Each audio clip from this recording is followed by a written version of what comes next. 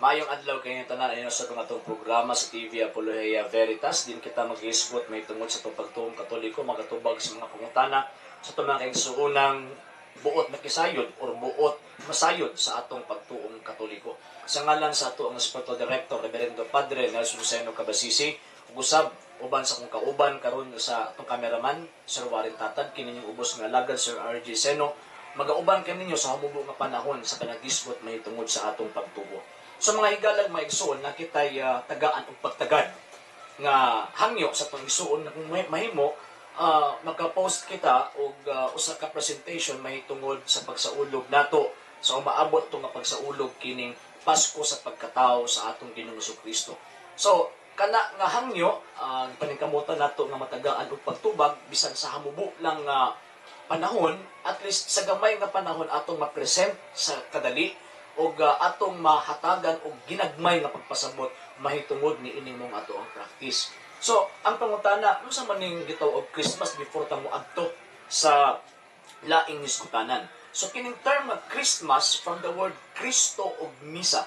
Ang buti pasabot, kining moong Christmas, ang Kristo ni og ang gitawag og misa. Kaya nag-Christmas, si Kristo diya sa misa or kang Kristong misa. So, pag magsaulog kita og Christmas, dili ta makasaulog og hingpit nga Christmas kung dili kita makaapil ni anang maong misa. Kay ang Christmas, ang kinauyukan nga pagsaulog sa Christmas, mao ang pag-apil sa misa. So karon, niining moong Disyembre 25, atong madunggan sa palibot, even ang ato ang simbahan, nagasulti nga karong adlawan na tao si Ginoong Kristo. So, ni anang moong pitsaha, ang pinaka-basis, ang pinakadako nga basis, nganon nagsaulog kita, ni anang moong panahon na tungod kay ang Diyos nga manluluwas na himong tao. Manang sa San Juan Kapitulo 1, versikulo 1 o 14. In the beginning was the Word, and the Word was with God, and the Word was God.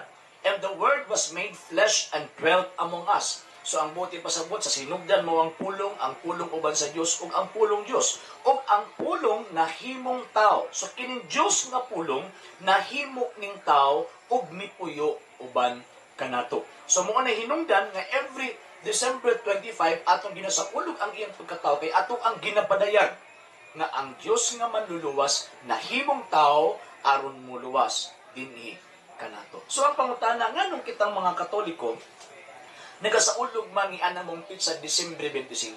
So ang ato ang simbahan na ay duha ka presentation may tungod sa calculation sa birthday sa ato ang Ginoong Kristo. Pero ato unang-unahon ang usa sa mga calculations niining maong gitawag og pagsaulog nato sa pagkatao sa Ginoo, kining gitawag og biblical calculation.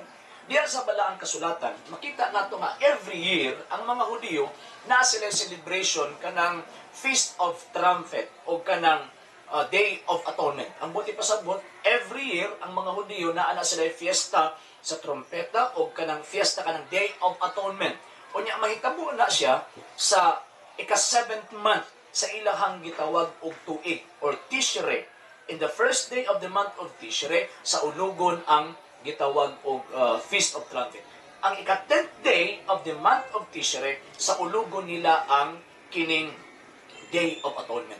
Unya kanang Tishrei, equivalent na sa ato ang Gregorian calendar nga kining September 15 to October 15. So kung mingon ta nga in the first day of the month of Tishrei, equivalent na sa ato ang kalendaryo og September 15. Kay ang first day sa month of Tishrei sa tuwa din ni kay ang first day sa Tishrei sa tuwa sa Gregorian calendar September 15 man. So equivalent sa itong kalendaryo og September 15. Kung maingon tayo ika-10th day of the month of Tishrei, mao ng September 25. So kanang 10th day of the month of Tishrei, diha sa ulugon sa mga Hudiyo, kadtong pag-offer og insenso dito sa Holy of Holies nga lugar, aron paghatag pasidungog sa Dios og pagtabon sa ilang gitawag og sala. Ug mao na ang gituuhan nga panahon nga diin si Zacarias ang papa ni San Juan nga magbubunyag, nag-offer og insenso dito sa gitawag og holy or balaan nga lugar. Diin dito ipakita ang anghel nga si Gabriel sa pagpahibalo nga ang iyang asawa nga si Elizabeth magbuntis kang San Juan.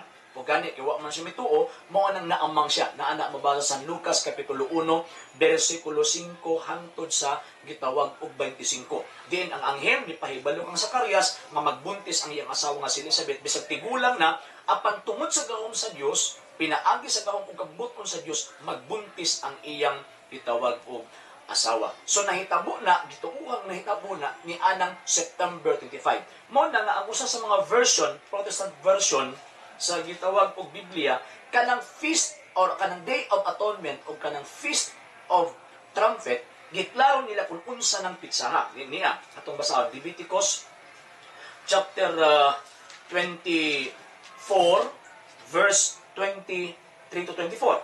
The Festival of Trumpets, mid-September, sa tunga-tunga sa September, is a solemn time for all the people to meet together for worship. It is a time of remembrance and is to be announced by loud blowing of trumpets. Then, don't do anything work on the day of the celebration, but offer a sacrifice by fire to the Lord. The Day of Atonement follows 9 days later. Ito ang giingon na ika-10th day, 9 days later. All the people are to come together before the Lord, saddened by their sin, and they shall offer sacrifice by fire to the Lord. Munang mag-offer og insinso. So kanang panahuna, kanang gibuhat ni propeta sa Zacarias sa San Lucas Kapitulo 1, gituuhan na nga ang pitsa na nga equivalent sa tuong kalendaryo, September 25. Then, si Saint John magulang og unang kabulan kang Ginoong Hesukristo. Nganuman kay kun ato ang basahon ang balaang kasulatan sa lingwahe sa atong simbahan, St. Luke chapter 1 verse 23 o sa sekondong Luca nasa chapter 1 verse 26 ingon, en mense autem sexto nisus est angelus Gabriel ad Deo in civitatem Galilei. Ang buti pa sabot pagka ikaunom ka bulan sa pagsabak ni Elizabeth, si Anghel Gabriel miadto sa tawag anang Galilea aron pagpahibalo sa usa ka gitawag og babae dito sa Galilea, dito sa gitawag og Nazareth. So, pagka ikaunom ka bulan, og ni anang panahon na si Anghel Gabriel miadto kang Santa Maria aron pagpahibalo nga magbuntis siya kang Ginoong Jesucristo. Manapaingon niya, Ave, gratia plena, maghimaya ka, puno ka sa grasya. So ni anang panahon na gipahibalo ni Anghel Gabriel Santa Maria nga magbuntis siya ni Ginoong Jesucristo. So kanato ang ihapon from September 25, ang ika-6th month mao ang March 25. Nga makaingon man ta nga March 25 dito kay ang intuto or word for word gid nga giingon atong verbatim gid nga giingon ni San Gabriel ngadto kang Santa Maria na sa verse 36 nga nag-ingon din it iche Elizabeth cognatatua it epsa concipit filium in senectutis sui et hic menses sextus est ilie. So ang buoti pasabot ang giingon ni ang Gabriel, apan karon ikaunom na kabulan ang iyang pagsabak. Wala giingon nga gahapon to sing adlaw ug maabaw ka sunod semana. Ang giingon apan karon ikaunom na kabulan ang iyang pagsabak. So kung ato ang tan-awon gikan sa gitawag og September 25 pagka ikaunom ka bulan mao na ang March 25. Mao na ang ato ang simbahan. Every year, every March 25, nagasaulo kita ka ng Feast of Annunciation, March 25.